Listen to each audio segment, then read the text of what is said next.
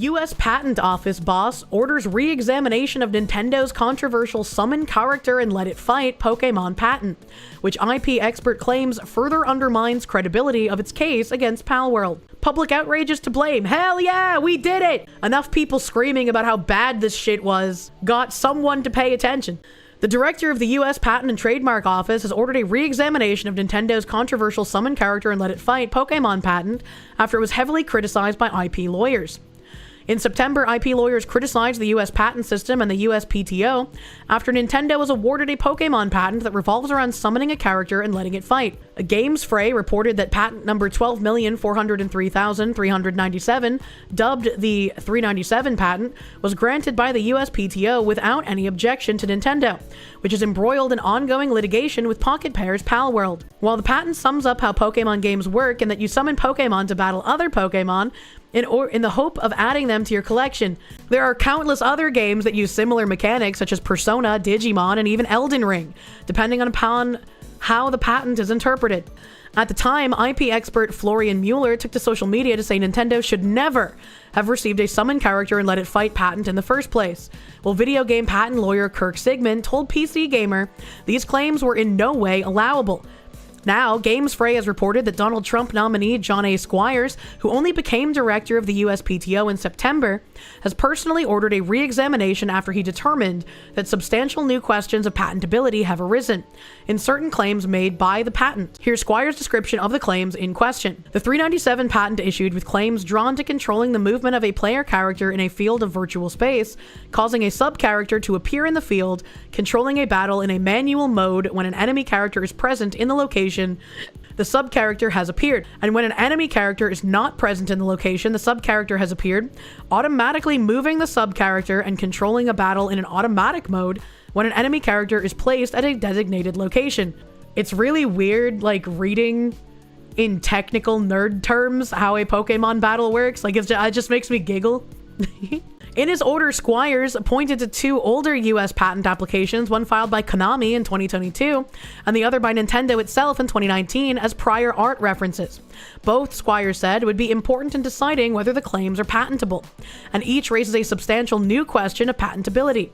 Mueller, writing for Games Fray, said Squires' order was down to the public outrage at the award of the patent and concerns of the reputation of the U.S. patent system as a whole. While this re-examination isn't a revocation order, Mueller insisted it is now highly likely that the USPTO will revoke Nintendo's 397 patent. Nintendo has 2 months to respond. What does this mean for Nintendo and the Pokémon Company's high-profile legal battle with Pocket Pair over Palworld? Mueller said it further undermines the credibility of Nintendo's patent assertions against Pocket Pair's game. This is the latest legal blow for Nintendo in its battle against Palworld. Last month, one of the Nintendo patents related to its monster capture patents filed last year, was rejected by the Japan Patent Office for lacking originality. The office's reasoning for the rejection made reference to older games with similar mechanics that were released even before 2021, including Ark, released in 2015, Monster Hunter 4, 2013, and Japanese browser game Kantai Collection, also 2013. Ironically, Pocket Pair's Craftopia 2020 and Niantic's Pokemon Go 2016 were among other examples of games that were used to argue that the patent lacks originality. I am really happy to see this happening, and I hope that Nintendo gets absolutely skull-fucked for trying this underhanded, nasty nonsense. Fabulous. The case involves 3 main patents granted by the JPO, 2 related to monster capture and release, and 1 related to writing characters. All 3 patents were filed in 2024 after Palworld came out. However, they are actually derived from earlier Nintendo patents dating from 2021. In other words, it seems that once Palworld came on the scene, Nintendo filed diversional patents that were geared to fight specifically against Palworld's alleged infringement of the original patents. Since then, Pocket Pair has made changes to Palworld's disputed mechanics. The November 2024 patch removed the ability to summon pals by throwing Pokeball-like pal spheres. Now, pals materialize next to you when summoned. In May this year, another Palworld update changed how you can glide in the game. Instead of directly grabbing onto glider pals, now you simply use pal-buffed glider equipment. The case has rumbled on, with Nintendo even rewriting a mount-related patent mid-lawsuit and arguing that mods should not count as prior art. The glider thing is especially crazy because of how many games have had you glide on, like, monsters instead of a glider. Like, Ark being a big one that comes to mind. where you could like be on top of the big flappy bird things. I can't remember what they're called, like Argentis or some shit. All eyes will be on presiding judge Motoyuki Nakashima, who leads the patent division of the Tokyo District Court. It is ever more than likely Nintendo will lose, Mueller said. At the GDC in March, IGN sat down for an extended conversation with John Bucky Buckley, communications director and publishing matter for Palworld developer Pocket Pair. Oh, Bucky's really sweet. Bucky's the guy that like onboarded a lot of the original creators who were given like early access codes and shit. That's like how I got Pippa her code as well. Dude, Bucky's such a sweet guy. We spoke following his talk at the conference, Community Management Summit, a Palworld roller coaster surviving the drop. During the talk, Buckley went into candid detail about a number of Palworld struggles, especially the accusations of it using generative AI, which Pocket Pair has since debunked pretty soundly, and stealing Pokemon's models for its own pals, a claim that the person who originally made it has since retracted. He even commented a bit on Nintendo's patent infringement lawsuit against the studio, saying it came as a shock to the studio and was something that no one even considered. Last month, former Capcom game developer Yoshiki Okamoto issued comments seemingly against Pocket Pair and Palworld in the legal battle, sparking a backlash from viewers. In a YouTube video posted on his channel on September 27th, Okamoto said Palworld had crossed a line that should not be crossed, and I don't want the world to become a place where this kind of thing is acceptable. Wow, what a fucking cuck. Capcom game developer, more like cuckcom. What the hell? What the hell? He sounds like a cuck. Yeah, that's the stupidest thing I've ever heard. Why would you be on Nintendo's side? Oh, how dare they get actual competition. Ooh. This seems kind of like a wild thing to do to a world leader. I mean, I guess, how is he able to get so closer? A man was seen attempting to kiss and touch Mexican President Claudia Sheinbaum as she greeted members of the public.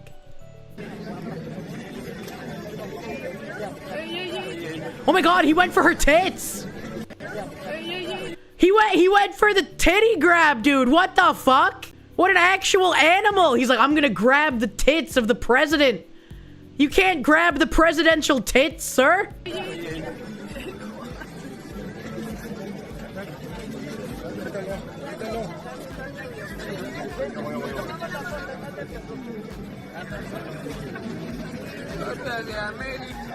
Why did he say America like a dying antagonist in an anime? What the fuck? What the fuck? That's grotesque.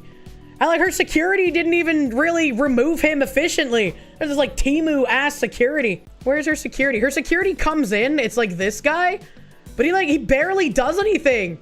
Like the guy's able to lean in again and really creepily say something about America. Like what the fuck?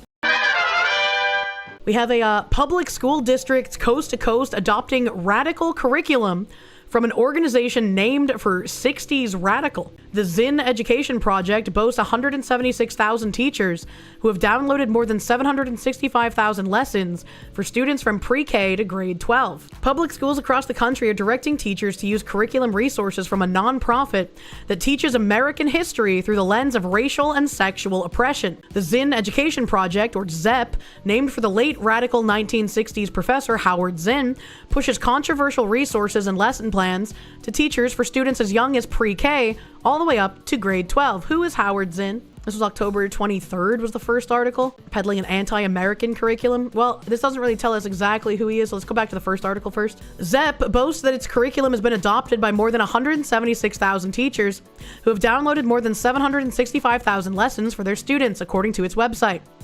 The organization hosts a Teach Truth Day of Action annually, which is co-sponsored by the NEA, America's largest teachers union, and other organizations. Zinn, who died in 2010, taught at Boston University from the early 1960s until his retirement in 1988. He was the author of A People's History of the United States, a book that teaches American history beginning with Christopher Columbus's discovery of North America and into the 21st century through a lens of racial and sexual oppression. The principles in his book serve as the benchmark for ZEP's lessons. This sounds like critical race theory, but like to a more concerning degree. He's a communist historian who wrote revisionist communist history books about America. Makes sense?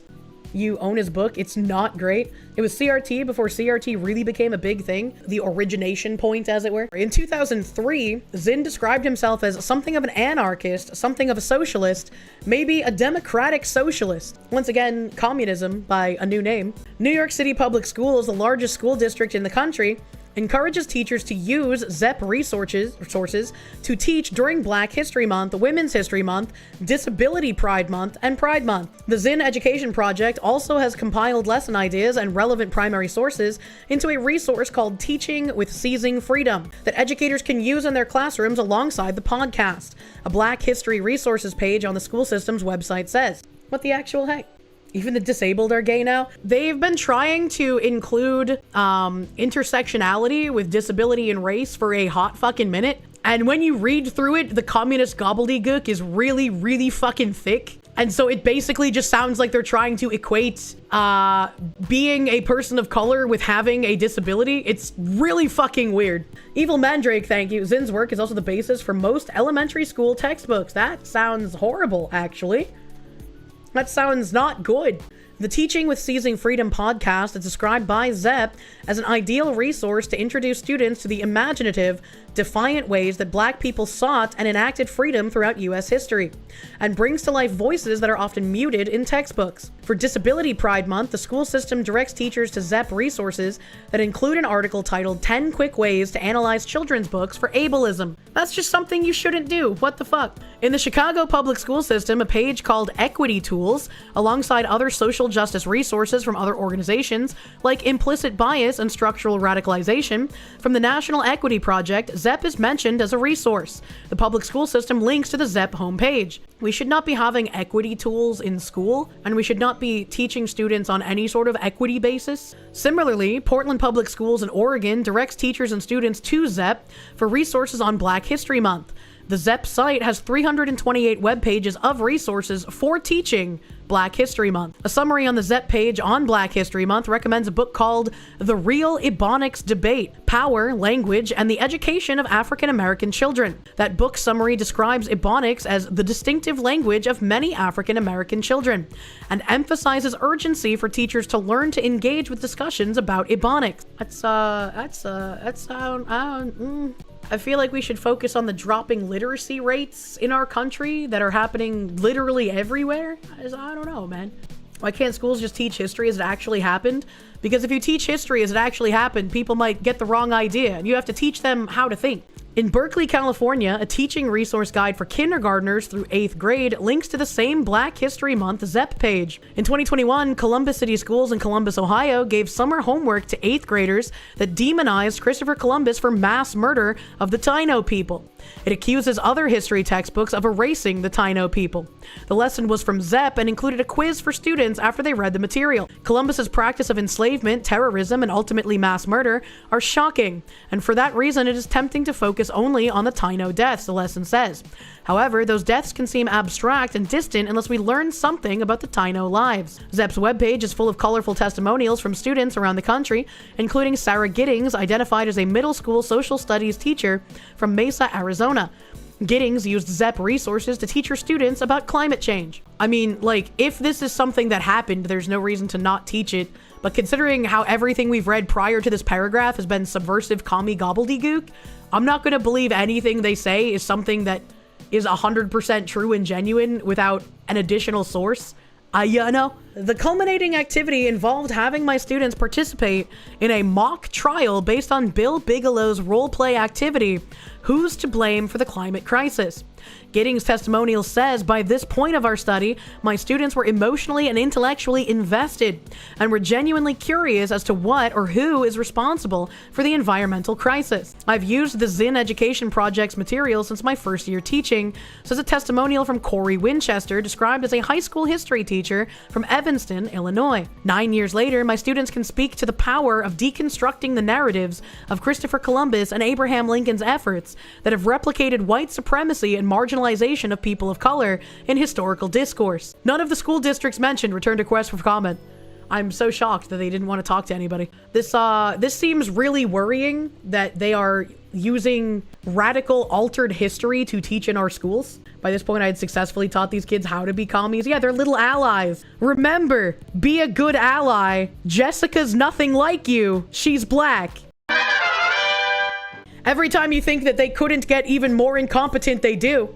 Paris authorities admit years of ignored warnings after the Louvre password leak. Paris authorities are facing scrutiny after reports revealed that the Louvre Museum's internal surveillance system used the password Louvre. They unironically used the name of the museum as the museum security password. What the fuck? A discovery that has intensified criticism of long-ignored cybersecurity warnings preceding last month's multi-million euro heist. Investigations now point to systemic lapses that left the world's most visited museum vulnerable to infiltration. Post-heist reports published over the weekend by French and international outlets, including Union Sarda and Red Hot Cyber, confirmed the museum's video surveillance network operated under the simplistic password for years, despite repeated alerts from France's National Cybersecurity Agency, ANSSI. Officials said the system's weaknesses were first identified in a 2014 audit, but were never fully addressed. The revelation has prompted an emergency review of digital and physical security at the Paris landmark. Simple password exposes deeper security crisis. The breach came to light during an internal investigation following the late October theft of rare jewels from a temporary exhibition. According to the sources cited in multiple reports, the attackers exploited outdated access protocols and network vulnerabilities, gaining control of several internal cameras before disabling them. The use of an easily guessed password, reportedly Louvre, or a minor variation, has been described by security analysts as a textbook example of failed risk management. French Culture Ministry officials acknowledged that the incident revealed chronic underestimation of digital threats within heritage institutions. The password discovery underscores a lack of coordination between museum administrators and state cybersecurity frameworks, said one internal report referenced in local media. No formal statement from the Louvre Museum's press office has yet addressed the specific allegations about the password usage. And I would like to remind you guys, if you've forgotten, or if you weren't here when I first covered this, they changed out the display cases.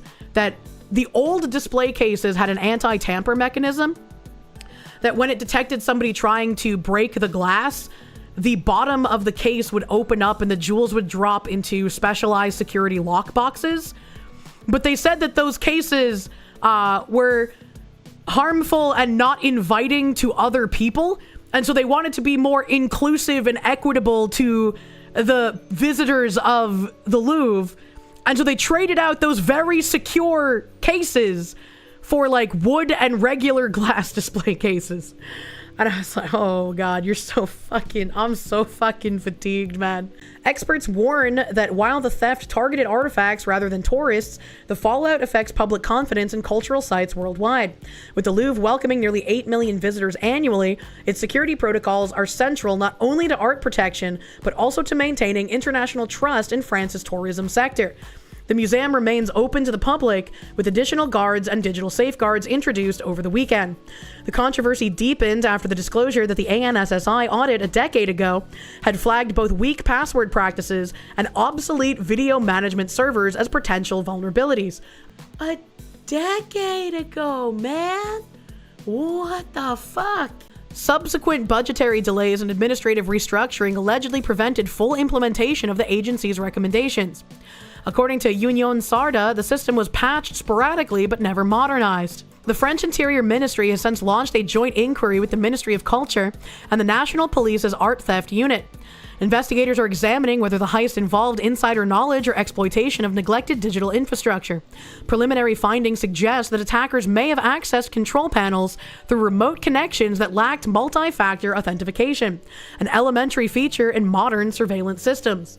How do you be like one of the most renowned museums in the world and you have like such pitiful security? It's actually kind of confounding to me. Cybersecurity specialists say the incident illustrates a persistent gap between heritage management and digital defense.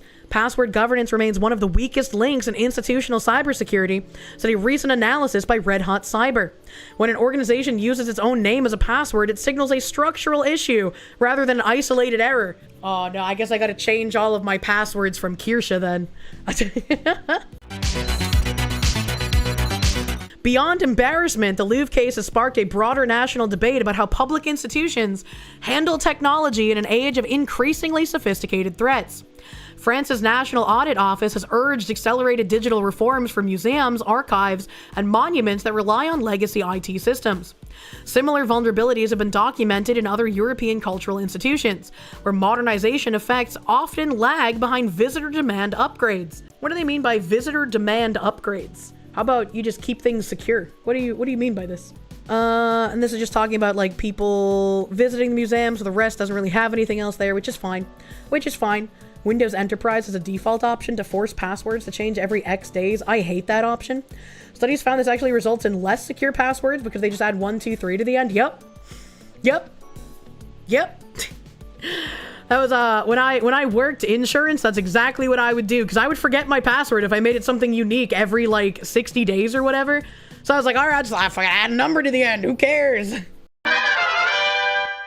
Says they're expecting over 20 years that 14.7 million people use it. Use what? I don't know. I haven't watched the video yet. Let's figure out what they're talking about. Because what happens when you open the door to killing, you don't get to close or decide what walks through. But Kelsey, what would be the incentive? What is the motive? Ready? I got one for you. Yeah, because you gotta have a motive. Money.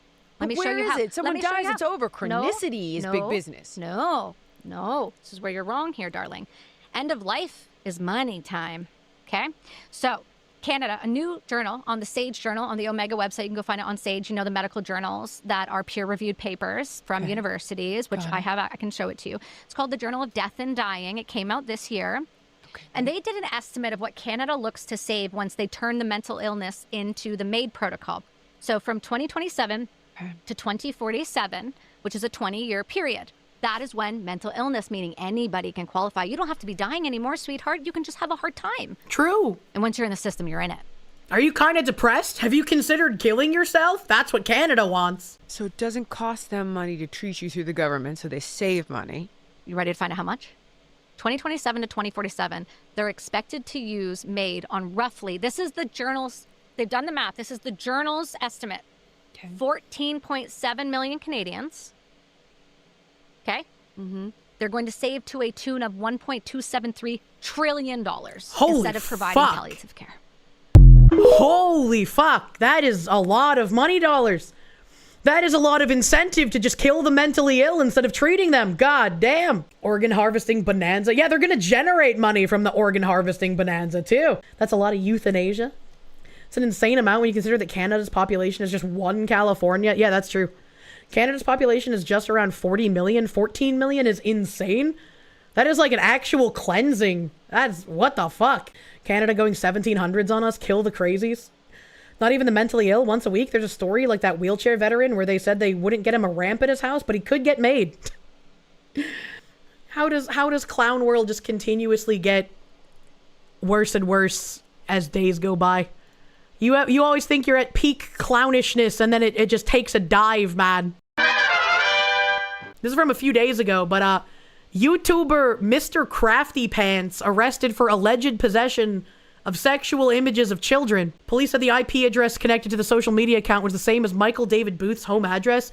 Can I just say that if you were a writer and you went to a Hollywood producer with a script and your pedophile's name was Mr. Crafty Pants, aka Mr. CP, and he got caught with CP, they would tell you that's too on the nose. You need to change his name. A popular YouTuber known as Mr. Crafty Pants, do we know what his subscriber count is? Because I've never heard of him, by the way, was arrested for allegedly possessing and distributing sexual images of children on social media. Michael David Booth, who gained over 500,000, well, there we go, YouTube subscribers and hundreds of thousands of followers on Facebook and Instagram for his DIY craft tutorials, was arrested Wednesday in Kentucky after police say he shared the disturbing images on the social media app Kick K-I-K, the messaging app, not Kick K-I-C-K, where your delicious warm bodies give me warm American penny dollars. Thank you. Wave News reported. The 39-year-old social media influencer allegedly possessed 6 explicit photos, 3 of which showed children under the age of 12, and 3 that depicted teenagers. The images of the children under 12 were shared at least 12 times. One for each year? Whereas those of the teens were distributed at least 15 times, according to an arrest report obtained by the outlet. The files containing illicit material involving children were allegedly sent from Booth's Kik account, again K-I-K, between August 5th and August 7th, according to Fox 56. A search warrant on Booth's Kik reportedly unveiled 2 selfie-type photos of Booth, allegedly confirming he was behind the account. Additionally, a subpoena for the IP address was used to distribute the disturbing material returned as Booth's home address in Prospect, a rural suburb of Louisville, according to Wave News. So we walked out our front door on Wednesday to a very heavy police presence. Laura Nash, who lives across the street from Booth, told WDRB. My heart dropped, felt sick to my stomach. It was gut-wrenching and eye-opening. Another neighbor, Lindsay Smart, noted a Halloween sign in Booth's front yard reading, "I smell children." Ew! Dude! What the fuck? Showed the appearances could be deceiving. Well, that's not really that appearances could be deceiving. That's more like he's openly bragging because he's doing something illegal and not getting caught for it. That's always like a little bit of a thing, right? When you do something so bad for so long, you start wanting to get attention for it. So you do like little smug things. Like serial killers do that shit all the time.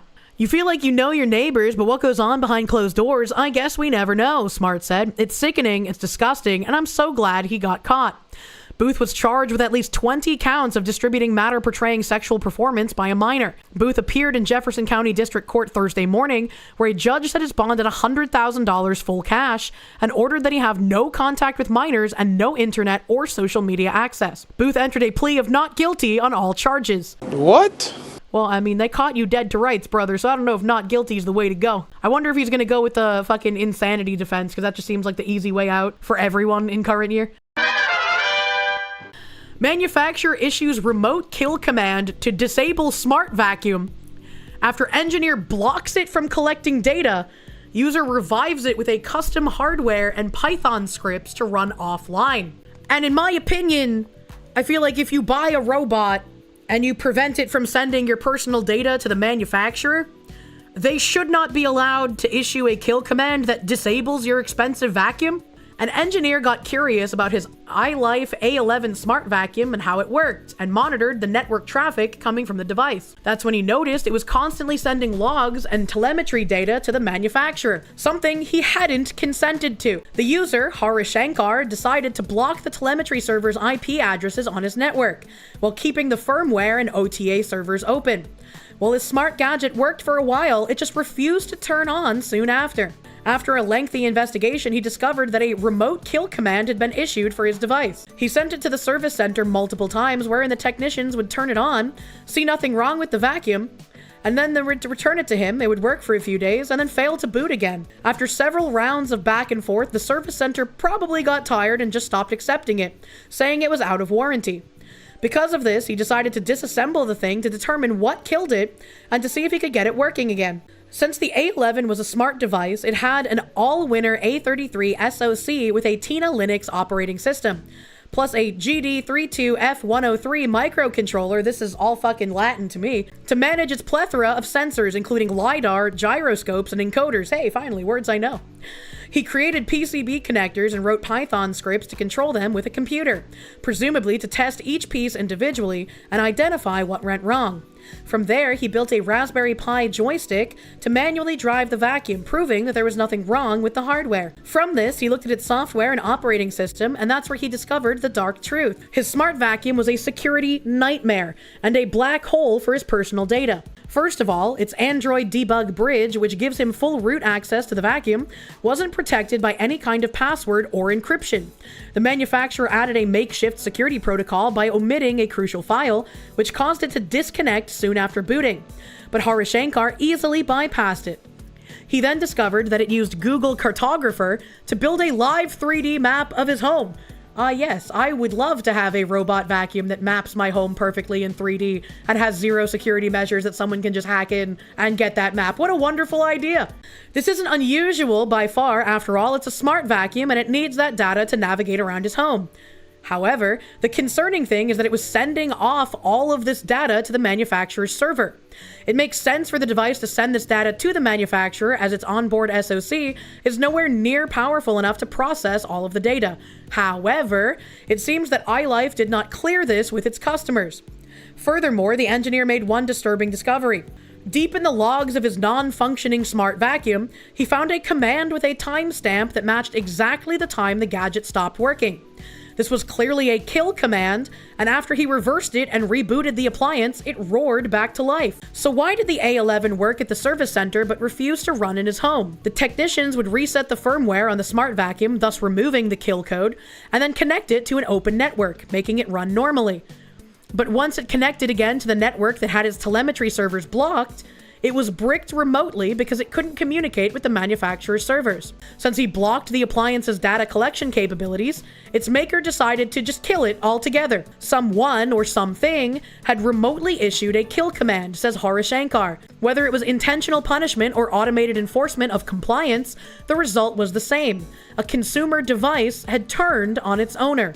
Unfortunately, many other smart vacuum brands use similar hardware, so it's not far-fetched to think that they have the same setup. This is likely especially true for cheaper devices that have less capable hardware and aren't capable of edge computing, meaning they'll have to send the data to some faraway server for processing.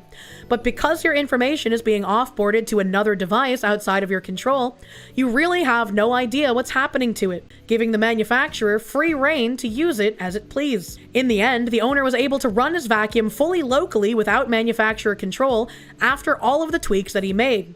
This helped him retake control of his data and make use of his $300 software-bricked smart device on his own terms. As for the rest of us who don't have the technical knowledge and time to follow his accomplishments, his advice is to never use your primary Wi-Fi network for IoT devices, and to treat them as strangers in your home. And I think this is really scary, right? Because it's like, I would love to have a vacuum that just kind of does its own thing and cleans my house without any input from me. I would love that. But like, I don't want the manufacturer to brick my device if I somehow kidnap a programmer and have him, you know, turn my robot off of sending my data elsewhere. Like, I can't do that myself. I'm not smart enough. But if I had someone else do it, I don't like that the manufacturer can just kill my appliance. And even outside of that, I don't like that the manufacturer has a kill command that they can turn it off whenever they fucking want. Because what's stopping them from like, oh, these people have owned their little robot for 3 years, let's hit a kill switch, making them think that it's dead and they'll have to buy a new one. We're like 2 steps away from, oh, you had one too many controversial opinions today, so your device is unusable for the next week? Sorry, Jim, I can't let you take the milk out of the fridge. JD Vance calls for reduction in legal immigration at Turning Point event. And this is, I think, from the same event that smug Indian lady, I guess, made like really bad comments. Vice President JD Vance advocated a slowdown in legal immigration Wednesday, saying we have to get the overall numbers way down. Vance took questions from students at the University of Mississippi at an event organized by TPUSA, stepping into the role of debater that was so often performed by the organization's slain founder, Charlie Kirk. Vance said the optimal number of legal immigrants to admit is far less than what we've been accepting. True. But he did not offer a firm number when pressed by a woman who questioned his stance. I think it's hard to give a firm number because there's no like, okay, 40 is the exact good number, 41 would be too many, right? I think it's a very case-by-case basis, but we have way too much unvetted and way too much rampant visa abuse right now. It needs to be slowed down. He criticized former President Joe Biden's immigration policies, which he said allowed too many people into the country and threatened the social fabric of the US. When something like that happens, you've got to allow your society to cohere a little bit, to build a sense of common identity. For all the newcomers, the ones who are going to stay, to assimilate into American culture. Until you do that, you've got to be careful about any additional immigration, in my view. Yeah, absolutely. Vance also spoke forcefully about avoiding American deaths and unnecessary foreign conflicts, touting President Trump's Middle East diplomacy and the strike on Iranian nuclear facilities, even as the U.S. steps up military pressure on Venezuela and strikes boats that the Trump administration says are transporting drugs. I don't really care if drug boats get hit by drone strikes. Asked whether Trump's deployment of the National Guard to Democratic-led cities will lead to a future president using that government power against conservatives, he said his allies shouldn't be worried about Trump's exercise of executive power. He justified Trump's targeting of his political enemies by pointing to his arrest during Biden's administration. He was charged with illegally keeping classified documents after his first term and attempting to subvert the 2020 election he lost, but the charges were dismissed after he was elected to his second term a year ago. We cannot be afraid to do something because the left might do it in the future, Vance said. The left is already going to do it regardless of whether we do it. No truer words have been spoken. And you need to stop being afraid by the whataboutism that goes on whenever something happens. Not only are they going to do it without any input from you, they're going to do far worse. Vance was introduced by Kirk's widow, Erica Kirk, in one of her first public appearances, and she took over her husband's role, leading Turning Point. Being on campus right now, for me, is a spiritual reclaiming of territory, she said, reflecting on Kirk's love of visiting universities and his mission to move campuses to the right. Wearing a white freedom shirt like the one her husband wore when he was shot, Erica Kirk urged young Christian conservatives to courageously fight for their beliefs and not fear the social consequences. If you're worried about losing a friend, I lost my friend, she said. I lost my best friend. It's always going to be really sad whenever I hear her talk about that shit, man. They're also doing what they accuse others of already. Yeah, exactly. When's Patel going to drop the hammer on Comey, Bolton et al? And you mean more than the sissy wrist slaps they got so far? Another great question. Vance gets it. The more I hear Vance talk, the more I feel like I would be willing to vote for him in the future. It's like I really like how he explains his positions, and also how he seems very in tune with culture in general in this country. That's my round-headed president, true and real. Remember to say please and thank you.